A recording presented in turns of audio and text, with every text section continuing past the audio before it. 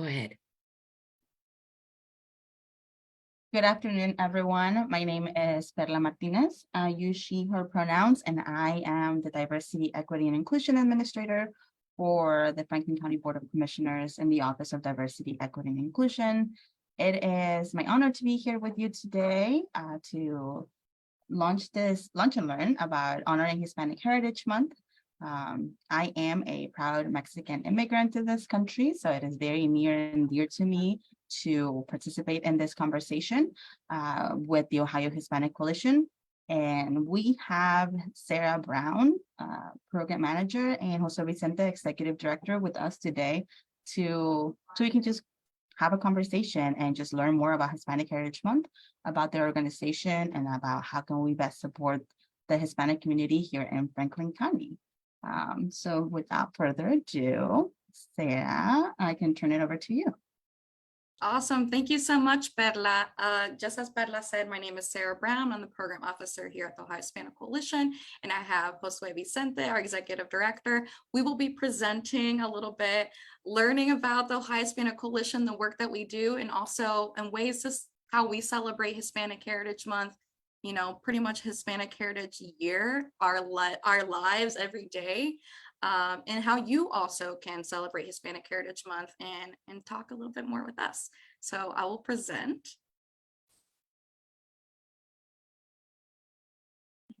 All right. We're able to see. Yes, awesome, perfect. Yeah, there we go. Awesome. So the Ohio Hispanic Coalition was founded in 1990 by our current president and CEO, Julia Arbini Carbonell. With that, we being a 501c3 community-based nonprofit, we do focus on direct services that are both culturally and linguistically appropriate. So when we're talking about culture, we look into serving our Latino communities here in both Central Ohio and statewide. In terms of who we are and the countries that we serve, we have over 21, but the language as well, and being holistic. So our whole board is 100% Latino because we believe that our services are by Latinos for Latinos. And then focusing on that, we want to make sure that we're looking at the intersectionalities within our Latino communities. So within, countries, regions, also walks of life, generations, that those are the services that we focus on. And then I'll kick it off to our executive director, Josue Vicente. Thank you, Sarah. Good morning, Perla, also, and everybody who's watching and spending the time and lunchtime with us today.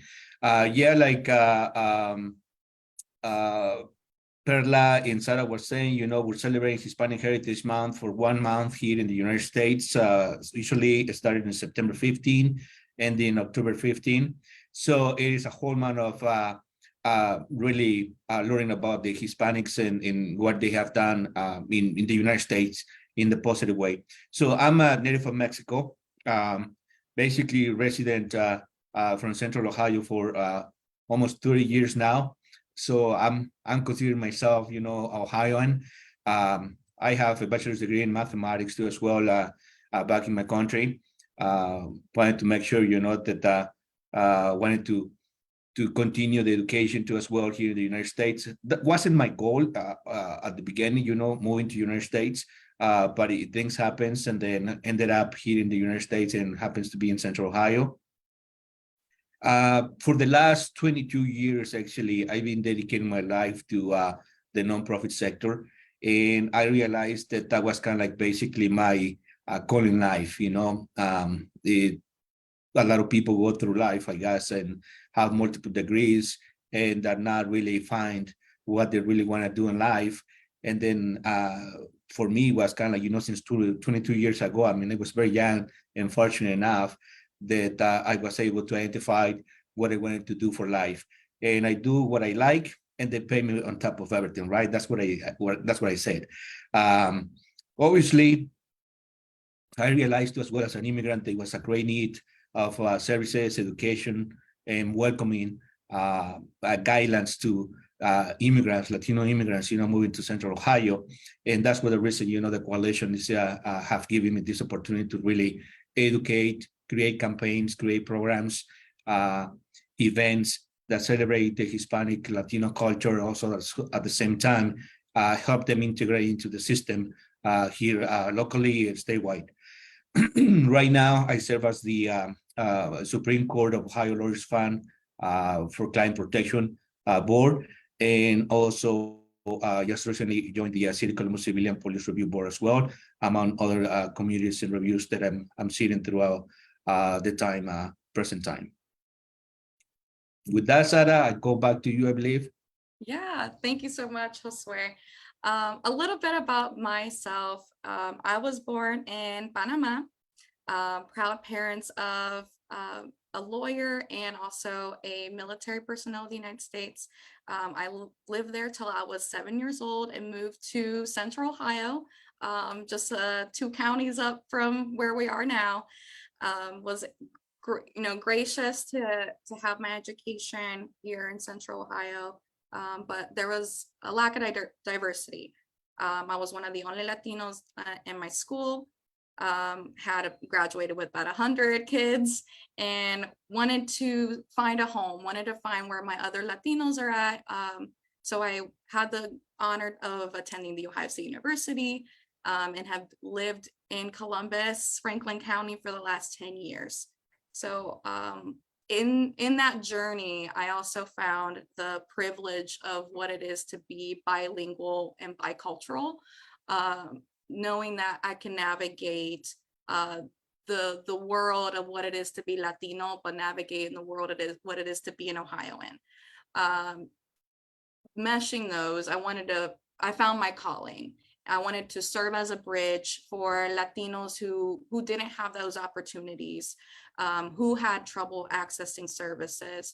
And I was gracious to find a nonprofit called the Ohio Hispanic Coalition that does that on a day-to-day basis. So like Josue, we're very passion driven.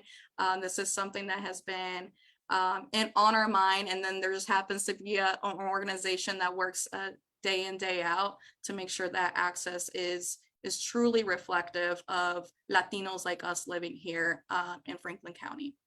So my role here in the agency is managing the programmatic, the fiscal, the administrative development of the agency, kind of along with Josue as well. So Josue is right-hand person, and been doing this work for the last 6 years. So it's always been my honor.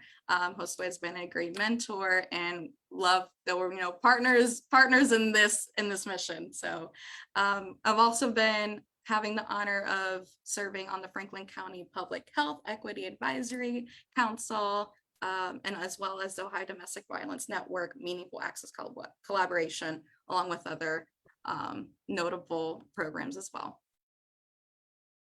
So a little bit about the trends. So what we saw, what Perla was talking about too, in terms of who are the Latinos, who are the Hispanics living here in Ohio. So latest data shows us that we're about 505,000 individuals across the state of Ohio. Unfortunately, 20% of individuals still live below the poverty line, which is comparatively to Ohio poverty line is 13%.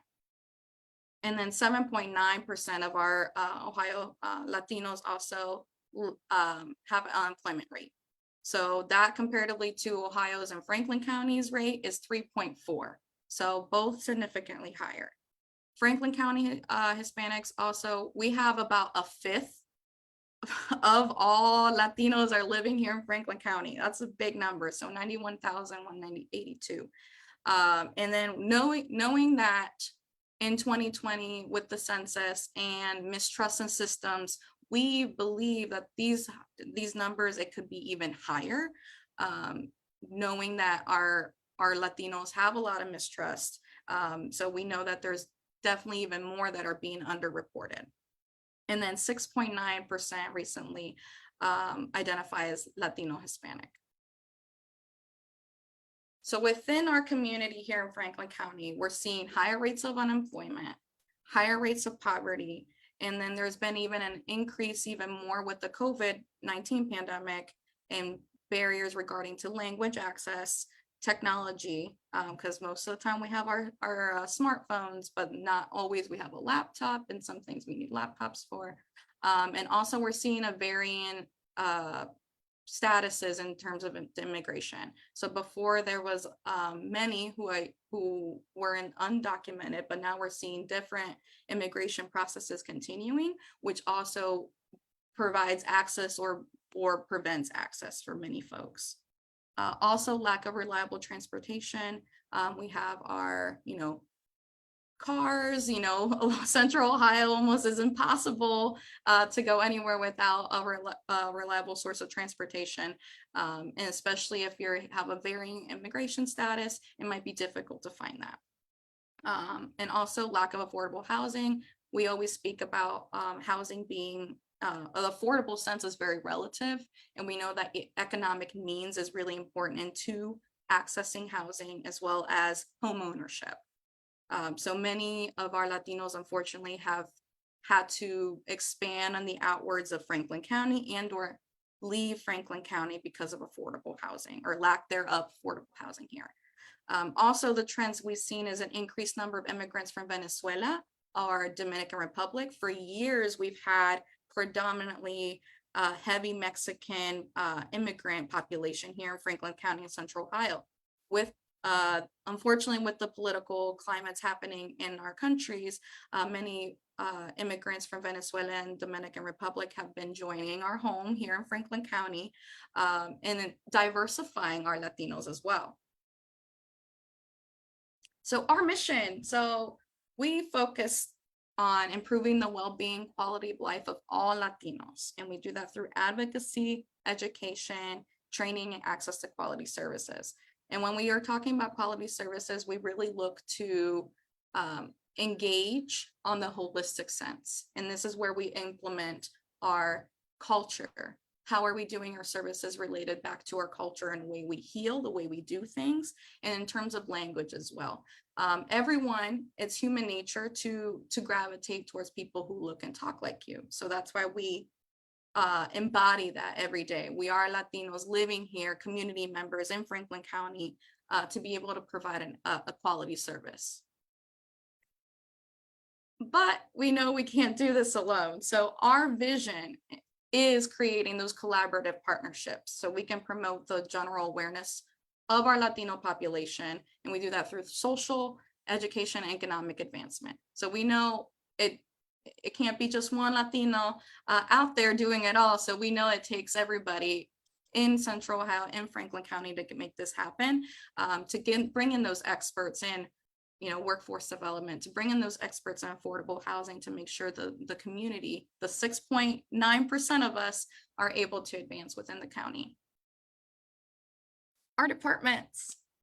So education, technology, and workforce development, one of our biggest departments here. We have our Niños en Acción, which is children in action. We have an after-school program and a summer enrichment camp for youth 6 to 13.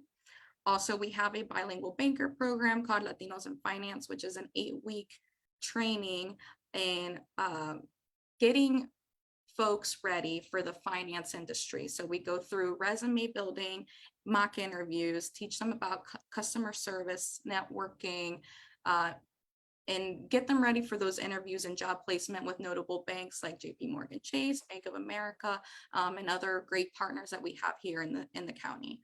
Also, digital skills for life. We have a technology training for community members, as we saw that COVID really illuminated the fact that there was a digital divide within our Latino communities, and not just generational divide. So we knew that we had to, as our world is expanding to a technology-based world, we need to get our folks really ready to be able to navigate that. So sometimes we saw that notably everybody had a smartphone. How do we have access to laptops? How do we have access to Wi-Fi? All those things that now are, essential to life, but we see that so many other folks within our community still do not have access. And then lastly, our Juventud en Acción, which is our Youth in Action, youth-led program. This helps bring leadership within our youth 14 to 17. It's focused on peer-led prevention of drugs and alcohol. Also bringing in fun activities for kids, for youth in high school to focus on their leadership and also keep kids off the street. You know, we want to make sure that we're advancing and building up and developing our youth to be able to be in places where they can be in the city, making these choices, be at the table, but this takes, you know, early training. Also, our next department, we have a human civil rights department. We have notable Soy Latina, I Am Latina victim empowerment services. So this has been in existence since 1999. What we focus on is case management for victims of domestic violence, sexual assault, dating, and stalking and family violence. So we're able to go to the court with them, also talk to police, as we know that even if, you know, English speaking and going through the system, it is very difficult. And we know that it takes about 9 times within a cycle of violence for you to leave the situation. So we focus on empowering our victims, our survivors within our community to stay engaged and to build that trust within our community. Also, Promotores de Salud, which is our community health worker program. This is one of our biggest programs that we've had since 1998. Josue himself was the first male promotor here in Franklin County, so he could tell you all about it. But what we focus on is quality health care access. So our promotores, as you see some of them here on the screen, they're working tirelessly at our federally qualified centers in conjunction and partnership with Primary One Health and other federal qualified centers that we have here in the county to provide the education, to provide access to quality interpretation. Also education, super important, that is culturally specific. And we always give the example of the doctor telling you can't eat, you know, certain carbs.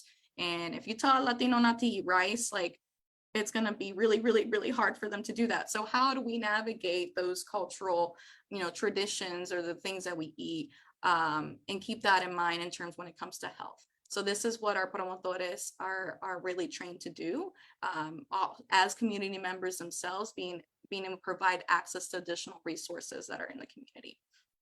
Also, our interpretation and translation services, providing over 10 different languages. Last year we provided over 300 different interpretation translation services for our community, and that's also for community members and agencies. So this is the list of the different things that we do within our program. So the interpretation translation piece with our after school and summer camp, we focus on the tutoring and mentorship, getting kids really ready for college, what that looks like.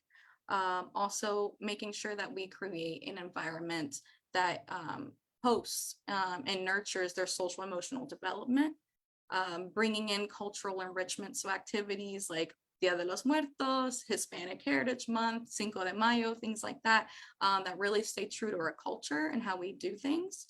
Also technology advancement, how we're bringing in STEM initiatives, workforce development. We know that a sustainable job, a sustainable growth in your career is super important with our Latinos, especially going back to our vision of the economic advancement of our community.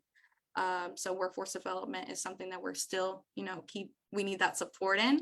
And also case management, the crisis intervention, the accompaniment for our folks to go to court, hospitals, law enforcement, the advocacy piece that we have in the medical, legal, and systems that we focus on in partnership, support groups that we have within our Soy Latina group, legal services that we are able to provide for victims of domestic violence and sexual assault, legal clinics and community events, and I'll talk a little bit more about those, and the general access to the community service or community resources is so important. Knowledge is power, so we need to make sure that we are creating that access for folks to really know where to go.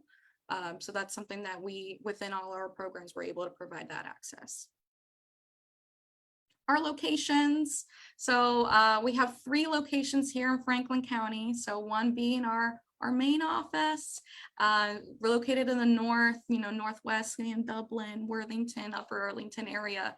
Also, we have a location in the east side, in Gahanna, and another one in the west side. So a lot of these are definitely strategically planned. A lot of our community members are relatively close to these areas. So we want to make sure proximity is close. We're accessible to the community. We are in the community. So that's something that we planned out perfectly. So come visit us. Mi casa es su casa. So want to make sure that we're providing those services in the community. Awesome. Josue, is there anything you want to add? I've been going for it. No, thank you, Sarah. You explained very good, what the coalition is, what we do, and pretty much all the programs. Everything that we do is around the family. So the coalition services have grown throughout the years, basically as the need for the Latino community has grown, and obviously the presence of each community. And then, like Sarah was mentioned, back in 1995, 1997, the predominantly community was Mexican. And then we started seeing, large amounts of Mexican families start arriving in the early 2000s. Moving forward, we start seeing a large community members coming from Central America, El Salvador, Guatemala, Honduras. We have very large community presence from Central America. And then lately, we have seen, and then later, we start seeing more South Americans as well started immigrating to Central Ohio. By probably 2010, we start seeing a lot of Colombians, Costa Rican, people from Costa Rica, República Dominicana. And by the 2020s, we start seeing more kind of like Puerto Ricans too as well. After Katrina, they start moving to Central Ohio too as well. And then we start seeing some wave of Puerto Ricans or Puerto Rican descents from New York moving to Central Ohio too as well, which is another wave of a group of people, the Latinos that have come to Central Ohio. And like Sarah was mentioned, most recently, we have seen Venezuelans, Colombians, and people from Haiti too as well, which some of them, speak Creole, some of them speak a little bit Spanish too as well. So there is another new venture there too as well, that language, it creates a little bit of barrier as well. But people from Haiti also, they have learned Spanish throughout the way to the United States. So they're somehow able to communicate, and we're able to provide services to them too as well. So that's kind of like, the overall of the coalition, I would say so. Yeah, like you're saying, Josue, like us, pivoting and really looking to each one of those countries, those people, and bringing in services that really are reflective of that. And Sarah, I was gonna say, I wanted to add that I think one of you and I met while you guys were providing services, for domestic violence victims over the domestic and juvenile court. And I was able to see, what that support meant for people who especially don't speak any English, and you're already going through this type of event in your life, and you still have to go to court and present yourself, and just being able to relate to someone, right? I think that is a very big cultural nuance for us, that it's, where you see people that look like you, just like you mentioned, that speak like you do. You're able to have that sense of security and community that is a very, very big part of our culture, right? We do everything in throats, and we do everything. And just like Josue mentioned, it's family, things are revolving around family. And it's not just your immediate family, but it's the people, who live near you, who support you, who speak your language, customs, and traditions that are also very important to us. With that being said, I will pivot to 2 questions that I want to ask you in regards to the services that you provide. And before we get into the conversation about Hispanic Heritage Month, but I do want to ask, what are some of the challenges that you've seen faced by the Hispanic community here in Franklin County And two-part question, what are some ways we can learn and support the Hispanic population here in Franklin County?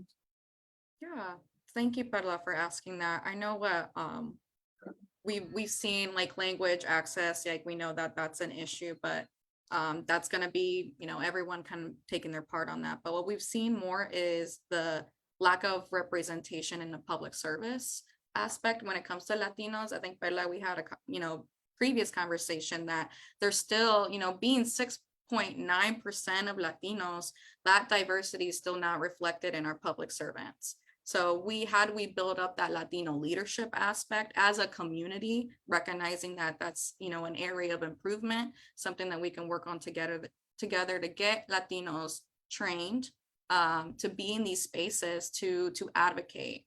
So that's one area that we were looking at. And also when it comes to equity, we've been talking a lot about diversity, equity, and inclusion. Equity also is tied to dollars and funds.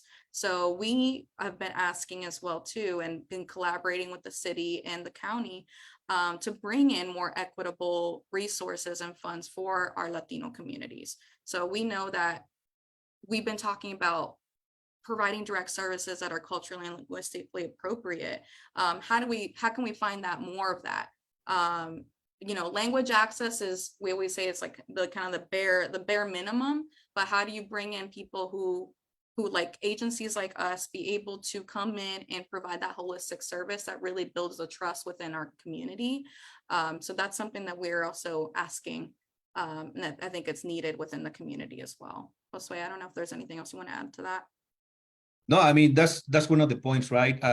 When we always thinking about providing services and how can somebody provide services to Latino community, many times we have these groups, working groups, they're sitting, thinking about trying to do something different and something innovative. But very often I see that those groups are missing the parts and understanding of what is already happening in the community. What is already happening, in this case, obviously, we're talking about the Hispanic Latino community. What resources are already in existence?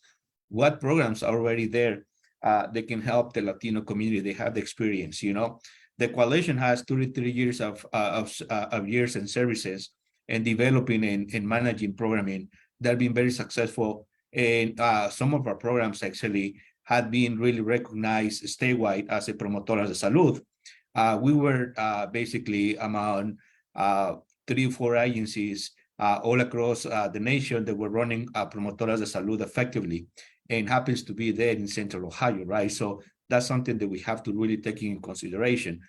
And for example, through the promotoras de salud, if we're able to run an efficient, supportive partnership, equal partnership among local government, county government, and example, the nonprofit sector, and we should be able to provide the services and cover all the services and the needs that people who live in Franklin County deserve, right? And through this promotoras de salud, it's a case management. So basically, we alleviating, access to healthcare. We'll be dealing with the issue of language skills. We educate them in how to integrate into the mainstream society, because it's elementary, is essential for anybody who moves to the United States to learn how to navigate the system. And that's what the promotoras, and that's what we have done for many years.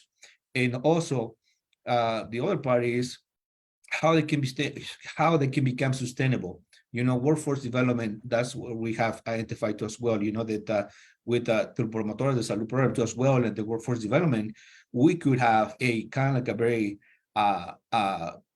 successful program to as well, that it will be beneficial both to the Latino community directly, but also to as well to the system in multiple layers. We're talking about housing, access to healthcare, access to education, enrollment, the kids in the schools, for example. It's very difficult for many of the families that arrive to Central Ohio. And then through that, obviously, we'll start alleviating family poverty, which is kind of like one of the biggest things I guess every community wants to alleviate, eliminating poverty in those communities. and getting access to education, and hopefully, they can become professionals, and they can obviously have more resources, more education, and they can transmit that to their next generations. Thank you both, Josue and Sara, for answering those questions. Very important points that you brought up as to how, we can best support the community and face the challenges that we can, face, for lack of a better word, when it comes to accessing resources and, things that we want to be able to do in our languages, or services that we want provided for us in our language. We are the largest heritage group in the United States. There's 62 plus million of us in the United States. And we are here, and we just want, also, Sara, you brought an excellent point about representation, right? We want people that look like us in positions of, public service, because then you can build that trust that we spoke about earlier. If I see someone that looks like me, then it is also possible for me to be that. You And can't be, Perla, adding to that, if I may, add to that as well, the necessity of leaders to understanding the needs of our communities and how Right. effectively address that is more important piece to as well. They have somebody that looks like us too as well, because it could be that we have some people that look like us but doesn't have any knowledge in what is needed in the community and how to solve those needs in the community. So it is an educational process that we need to have, and then also at the same time that we advancing and having more presence in government, and then we need to have the need to have educating the Latinos about the diversity within the Latino community too as well, because many times Latinos believe that Latinos were all alike, and that's one of the huge problems that we're facing as a Latinos too as well, with accessing services. Because they just probably sometimes they hire somebody who is a contractor services and is just coming from one country of origin, and then all their focuses and mentality are just kind of in just one direction. So our needs are, somebody who's really capable to really kind of provide services to the community. They need to think, with medical, immigration status, country of origin, languages they speak into as well, because in the Latino community, we're assuming that everybody speaks Spanish, right? But we have a lot of indigenous cultures too as well. For example, in Oaxaca, Mexico, we have at least 15 to 16 cultures. They speak different languages, native languages. And then we have other regions as well. In Mexico, they have that. Guatemala, we have people, in Cincinnati, for example, they speak Quiche. So there is other languages, there is other needs as well, that it is kind of like we need to learn, we need to educate ourselves as Latinos to learn more about the other countries, other Latinos, other Latinismo. So it is a huge need that we can understand that among Latino, Hispanic community, it is a huge diversity that even ourselves, we need to start talking, we need to start, learning and really respecting one to each other, Well, and I'm so glad that you brought that up, Josue, because then I can now pivot and go into our next subject about celebrating Hispanic Heritage Month, how we are not monolithic. We are built from everywhere, we're coming from everywhere, and a lot of us, and we can delve a little bit into how we like to be addressed, depending on where we're from or our cultural heritage. So I will turn it over to Sara now, so she can speak to us a little bit about Hispanic Heritage Month. Yeah, no, for sure. Thank you, Perla. Such, vast, conversations. We can probably talk all day about these, these little pockets of diversity, especially with I think we forgot to talk about, those trends that are changing about not just Spanish, the indigenous cultures that are within our countries as well too. Also the diversity when it comes to education levels that our Latinos, every walk of life is coming in, and literacy level. Some people, Spanish is not their first language. It might not even be their second. So, and then we've seen that, or if Spanish is, they might not be able to read it whatsoever. So we're seeing more of those trends coming, and how are we as a community responding to that? But when it comes to Hispanic Heritage Month, like Josue said earlier in the presentation, it's usually celebrated here in the United States from September 15th to October 15th.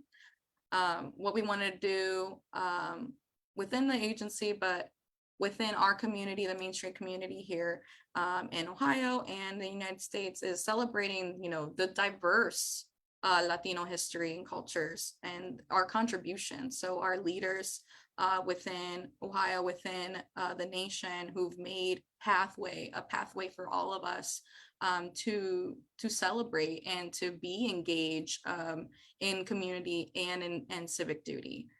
But how we're talking about, there's 21 different countries, so 21 different ways of doing it. One example we have is in the United States, us in Ohio are a little bit different than the folks in Texas. We do things a lot differently than the folks in Texas, let alone having one population of Latinos, serving 21 countries. So there's different ways that even we use, different words for the word cake, that might be, one thing we're like, what? So like we even having trouble understanding each other in the words, even though it's all Spanish, we use different words for different things. But this particular, time period from September 15th to October 15th, 7 of those 21 countries, so a third, have a majority of their Independence Days during this time, and it's Independence Days from Spain. So Costa Rica, El Salvador, Guatemala, Honduras, Nicaragua, Mexico, and Chile, all of them celebrate within that time period. There's other independence, days within the other countries, but they fall out of that. But, we're all in this together. Us Latinos really get together during this time to celebrate our accomplishments, our progresses. But like when pivoting or, continuing how we celebrate Hispanic Heritage Month, day, year, our everyday life, our every breath, we do that through advocacy. So one of the aspects we wanted to help in that education, and please spread the word, but regarding Title VI of the Civil Rights Act of 1964. So this is in regards to civil rights that we all have, regardless of citizenship.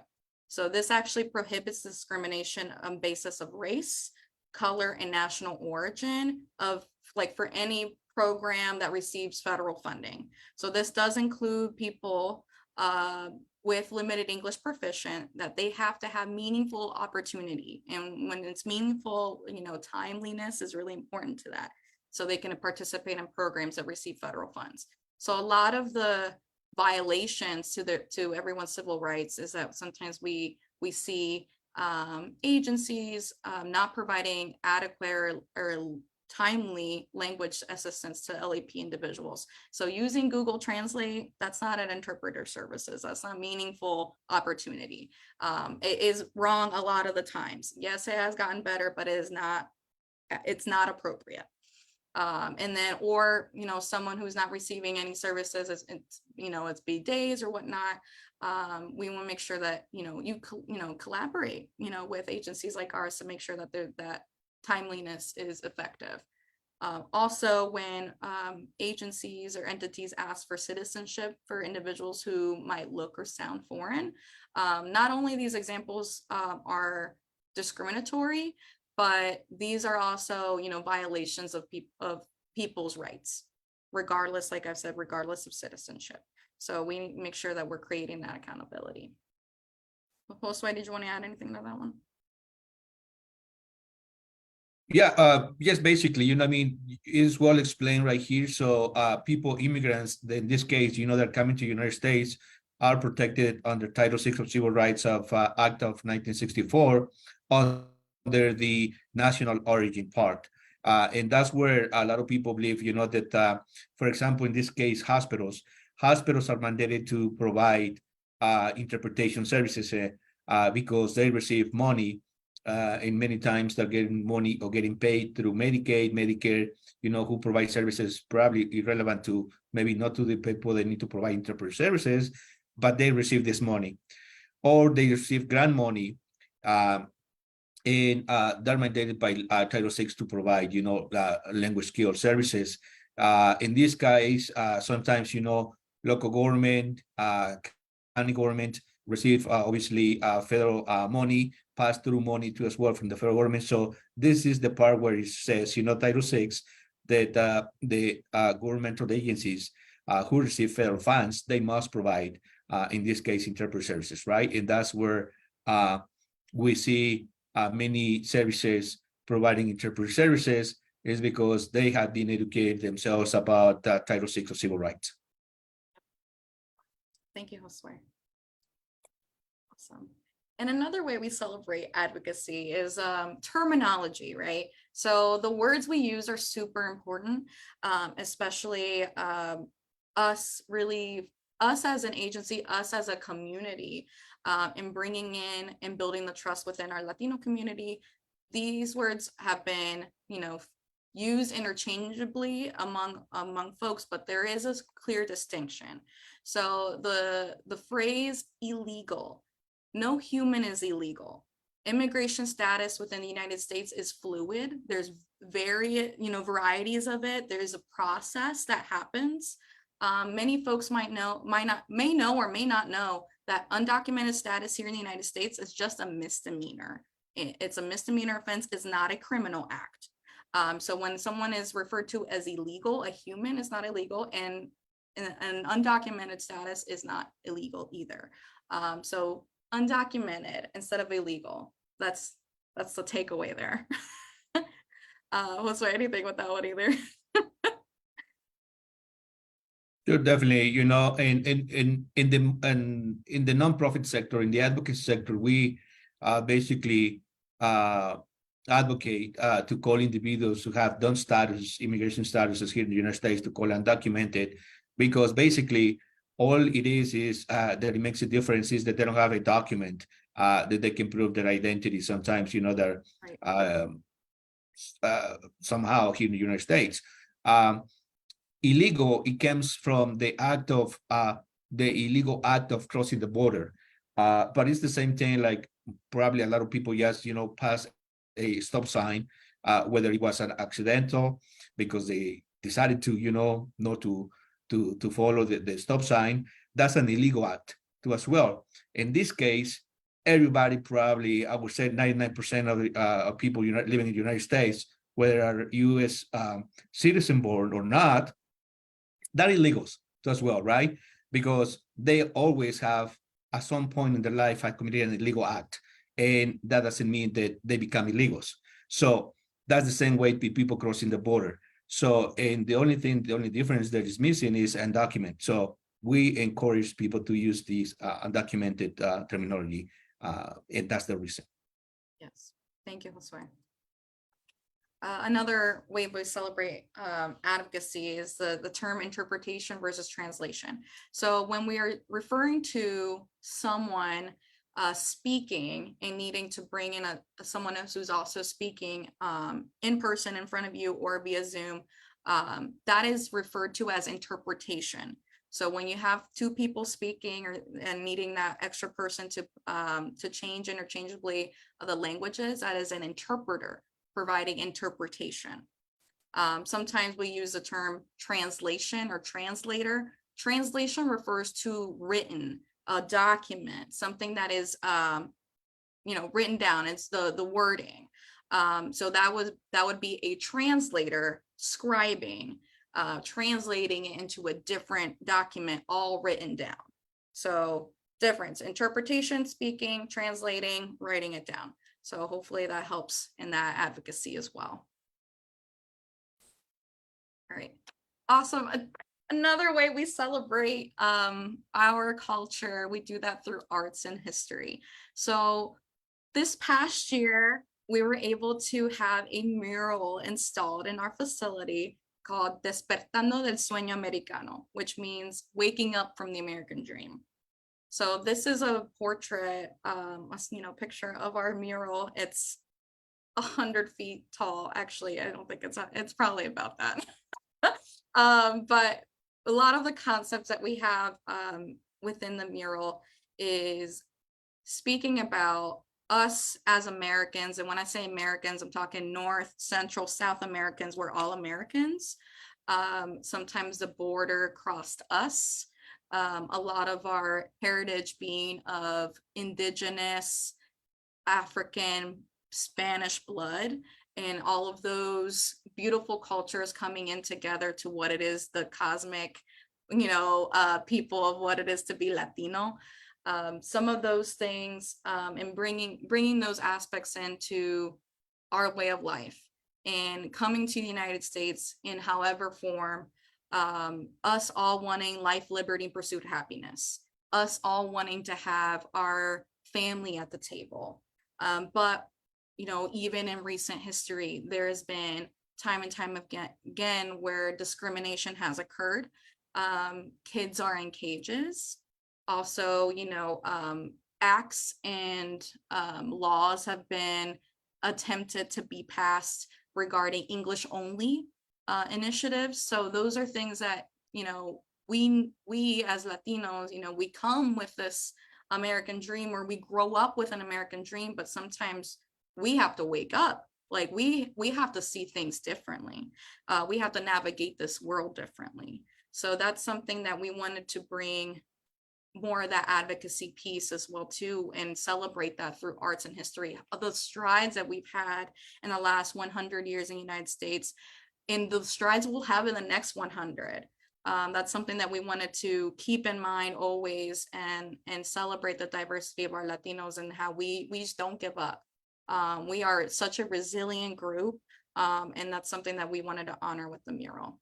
We had muralist Ariel Peguero of Dominican Heritage, also a Columbus, Franklin County muralist and artist here. So we're able to have that honor for him to do this mural with us. So we wanted to celebrate that heritage.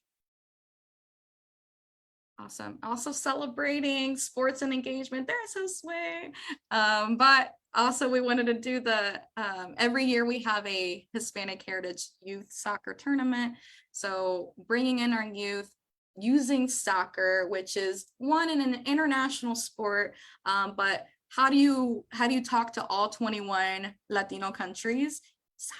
Soccer and food and music and all those things, but soccer is so big, and we definitely gravitate towards our nationality when it comes to our Latino heritage. So that's something that we know is a way, even though we might do things different, that's one language we all speak.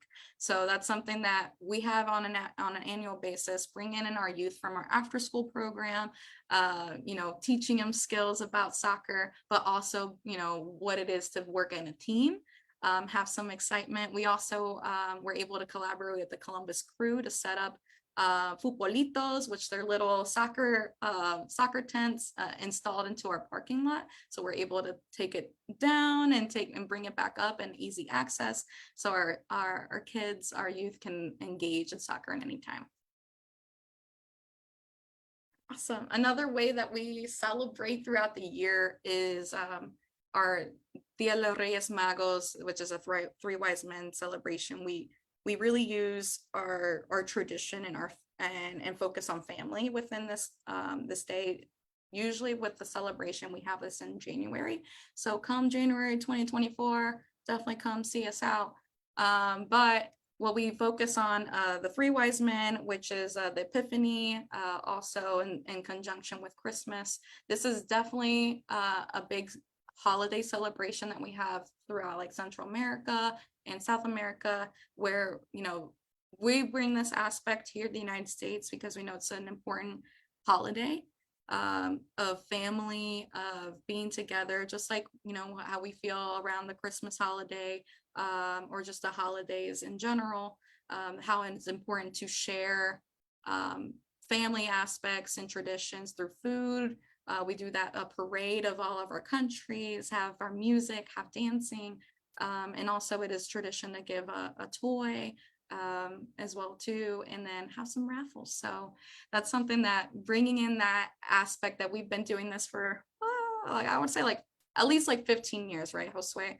Reyes Magos, we had to take a little break during COVID, right? Just like many of us had to, but we usually had over the last in 2020, And when I say 2020, it was January 2020. Let me be clear, that was before COVID. We had over 700 people in attendance. You know, it's interesting to say that now, right? But we're proud to have families of all walks of life really coming in together in our facilities to share that, to create that community within Franklin County. Awesome. Another way we celebrate is Latino excellence. We do this at a young age as well. So our after school program that we've had since 2002, actually in partnership with Franklin County, this past May, we were able to graduate 126 after school graduates from from first grade all the way up to 7th grade, really focusing on the advancement in reading, math, and their social emotional development. So all of them, over 80% in each area, all of them showed improvement. So that's something that we, bring in culture, bring in people, tutors and mentors who are Latino, who are able to advance our youth at such a young age and get 126 of them really advancing in their academics. Also, another way we celebrate Latino excellence is through our bilingual banker training. So thus far, this is our 2nd year that we've had this amazing training. We've had 94 graduates of this workforce development training that we've had, mock interviews, resume building, having folks ready to be either customer facing or manager position Latinos, in partnership with Unidos Us, the national Latino organization, as well as JP Morgan Chase, Morgan Stanley, Bank of America, Fifth Third, getting them all connected and bringing diversity within the finance sector. So another way we're celebrating culture and community, we have a partnership with Land Grant Brewing Company, also Columbus Crew, where we use craft beer, right? What other way to get an Ohioan, especially Central Ohio? I know Central Ohioans' heart is through craft beer, right? So that's a way that we can, one, create Latino visibility here in Central Ohio of the services that we have. Who is the Ohio Hispanic Coalition? Let's have this beer. But also celebrating Latino success through STEM. So the beer itself being a dark Mexican lager, which lagers are very popular and commonly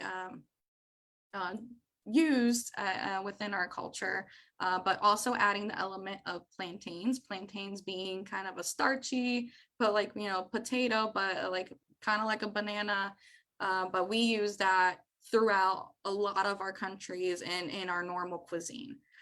So using that element, that aspect, using the image itself being a plantain with a light bulb, kind of replacing, remember I said it was kind of like a potato, replacing the potato with a plantain and showcasing all of our Latino success as well with all the folks that we've had, and it's making strides in the STEM area, which is the science, technology, engineering, mathematics area.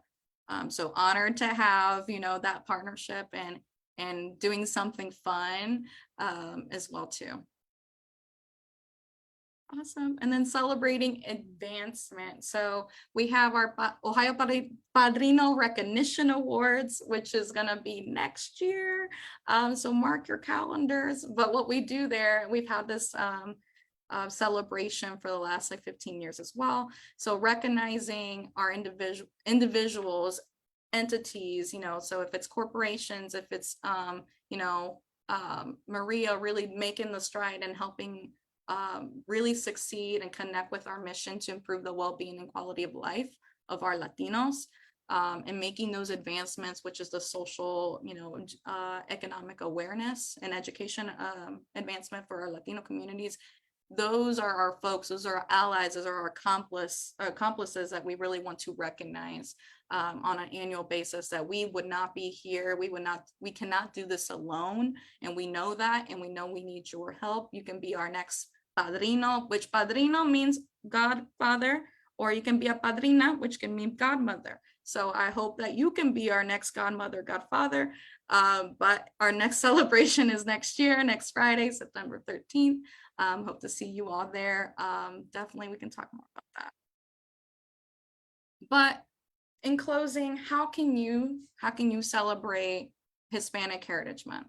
So definitely we have so many opportunities, and this is what we ask, that you keep us in mind, not just for Hispanic Heritage Month, Hispanic, Heritage Year. Let's, how can we work together on a sustainable basis, on an ongoing basis, to really look to advance our Franklin County residents.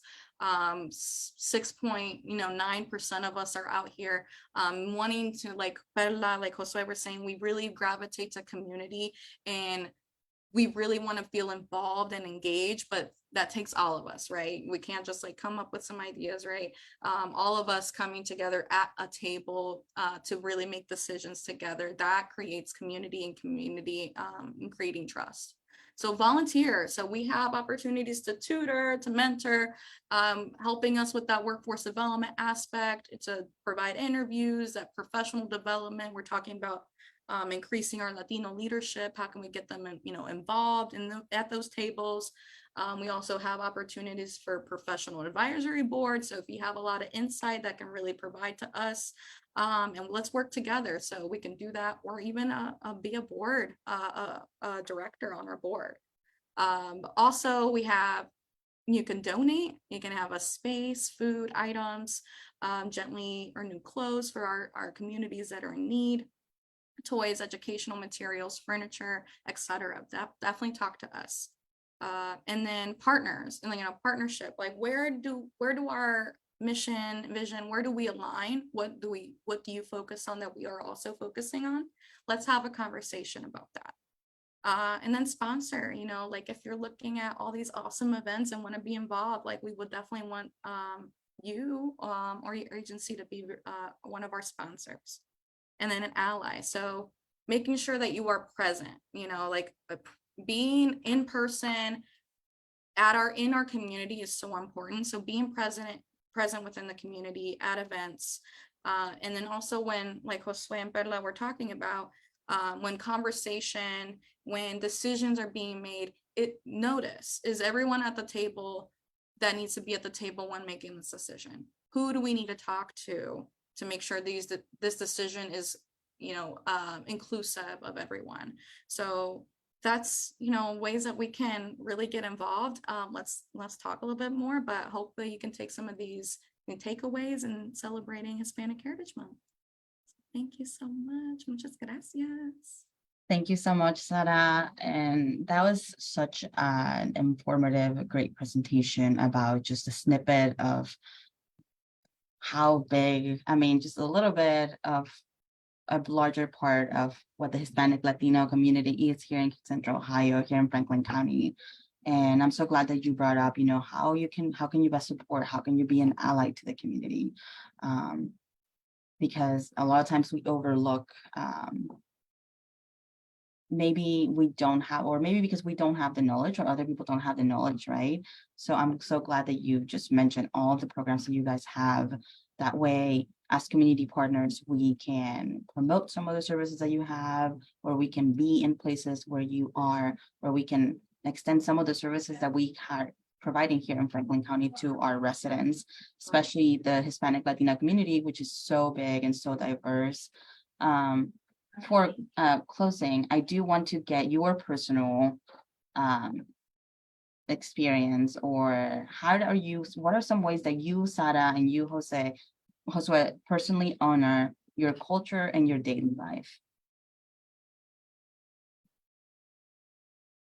Josue, did you want to go first? Sure. Definitely, I honor my culture basically in a daily basis, remembering my identity. One of the things that to me is very essential is maintain my fully identity, starting with my name.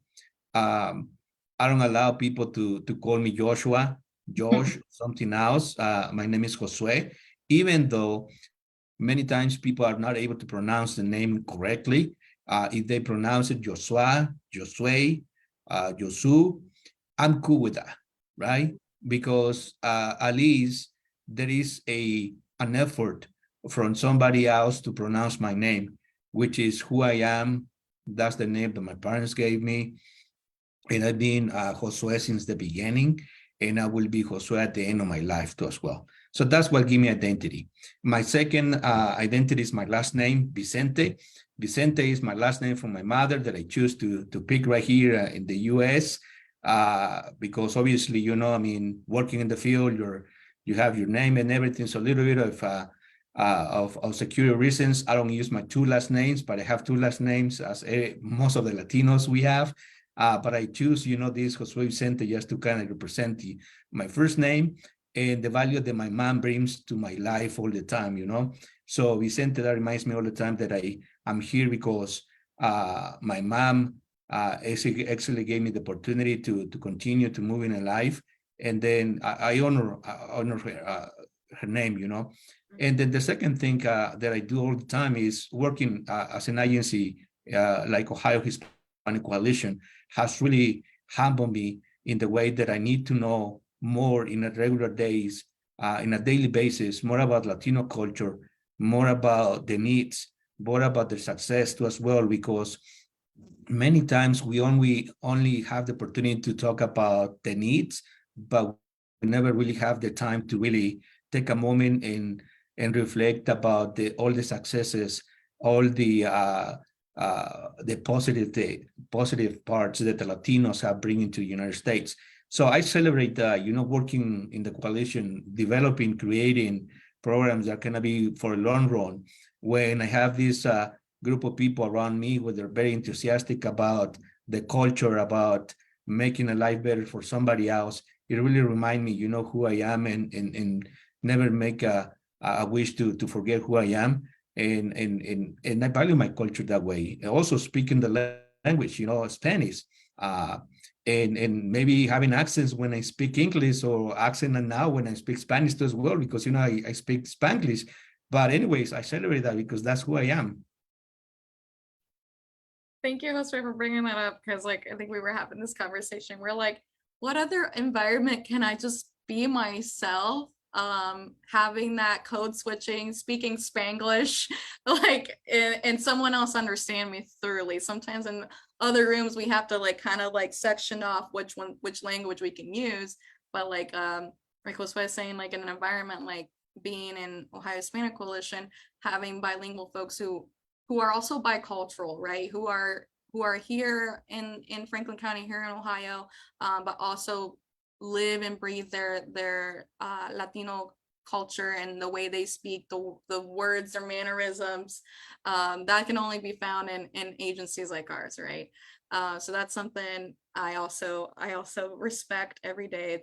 I have that honor to be like in like-minded folks who celebrate that and just able to use that, you know, interchangeably. But two aspects that I celebrate every day is I drink coffee every morning. My parents did not drink coffee. My dad is now starting to drink coffee over the years, but when I drink cafe, I think of my abuelita, my grandma, how she used to do coffee on the stove, you know, like makeshift instant coffee. So every time I drink it, I'll kind of think a little bit about my abuelita. So miss her. She is in Panama. I have to see her soon, but you know, kind of thinks of reminds me of my home in Panama, as well as having my big curly hair. That to me every day is a statement of who I am. It's not, you know, the normal, you know, hair of normal quote unquote hair in terms of it, but it is me. It is authentically me, and every part of me includes, you know, my hair, my skin color, and who I am, and how I navigate this world. So that, you know, that to me is a symbol of pride, of remembering where I come from, being proud of who I am, and being just authentic. So that's something that, you know, those two aspects I really bring every day. It's loud and proud, and that's who I am. And then Josue as well too. We're loud and proud people. So every day navigating this life, we're reminded every day of our Latinidad, our heritage, And it's so beautiful. It's so diverse. Every day we're learning even more. Not everybody knows, that's when it comes to culturally humble and humility, right? Having that openness of learning from each other. Every lived experience is so important, and every Latino has a different story. So that's something that even ourselves, we have that understanding that there's so many different walks of life, and we have done everything differently, but we're all here in Franklin County trying to make a difference. So that's something that we're proud to be here, and thank you for having that and asking that question. Well, thank you both so much for your time. Yeah, and looking forward to more collaboration between us and the Ohio Hispanic Coalition, and more ways that we can support the Hispanic Latina community here in Franklin County. I just want to remind everyone this conversation will be on YouTube, so you can go check it out there later if you want. But yeah, thank you so much for your time. Muchas gracias. And looking forward to many more conversations. Yes, awesome. Thank you, Thank you so Perla. much, Appreciate it. Perla. Thank you Gracias, so much, Josue. Muchas Franklin gracias, County. Sara. Thank Nos you. vemos. Thank you. Bye-bye. Bye.